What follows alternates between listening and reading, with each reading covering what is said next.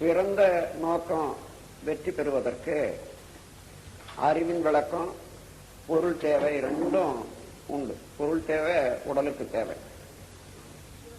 இப்போ 7 சம்பத்துகள் மனிதனிடம் சரியாக இருந்தாதான் எல்லா வகையிலையும் வாழ்க்கையில நிறைவு பெற முடியும். 7 சம்பத்துகள் என்பது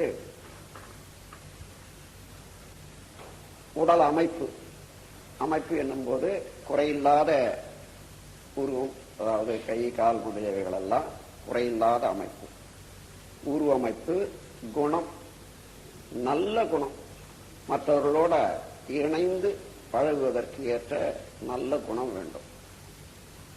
அறிவின் உயர்வு, கூர்ந்து உணர்ந்து சரியாக எண்ணி பார்த்து செய்ய வேண்டியதை செய்வதற்கு உரிய நல்ல சிறந்த அறிவு வேணும். அறிவு நுட்பம், உருவமைப்பு, குணம், அறிவு உயர்வு.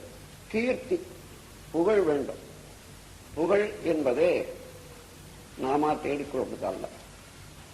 ஒரு மனிதன் வாழும் வாழ்க்கை எத்தனை பேருக்கு இந்த சமுதாயத்தில் நன்மை அளிக்கிறதோ அந்த நன்மையை பெறும் மக்கள் அவர்கள் வாழ்த்தும் வாழ்த்து, அவர்கள் காட்டும் நன்றி, இதுதான் புகழாக சமுதாயத்தில் மலர்கின்றது.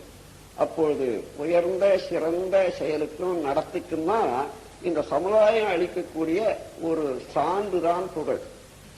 உருவமைப்பு, குணம், அறிவின் உயர்வு, கீர்த்தி, உடல் வலிவு, நல்ல வலிவு இருக்கணும்.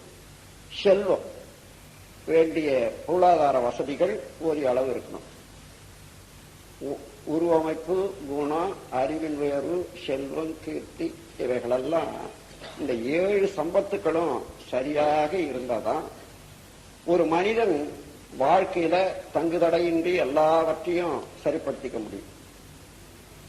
இது கருவமைப்பினாலேயோ அல்ல சமுதாயத்தில் உள்ள ஏற்றத்தாழ்வு காரணத்தினாலேயோ ஒவ்வொருவருக்கு ஒவ்வொன்றில சிறப்பு இருக்கும், ஒவ்வொன்றில குறைவு இருக்கும்.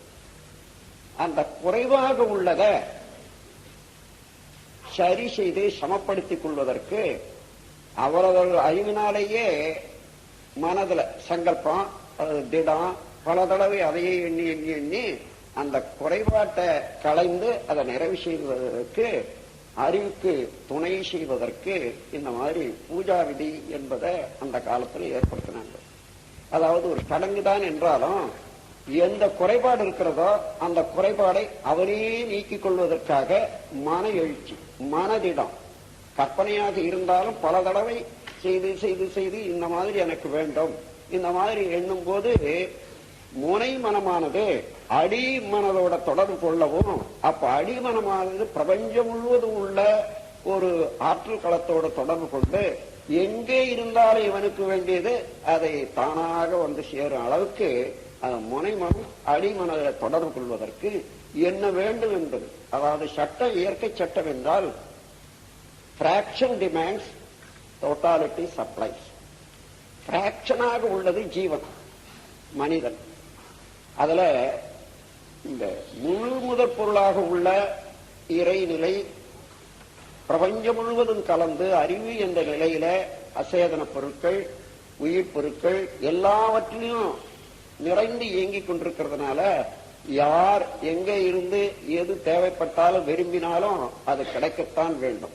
ஆனால் விரும்புபவர்கள் மனதை அழுத்தமாக வைத்துக் கொள்ள வேண்டும், தகுதியாக வைத்துக் கொள்ள வேண்டும்.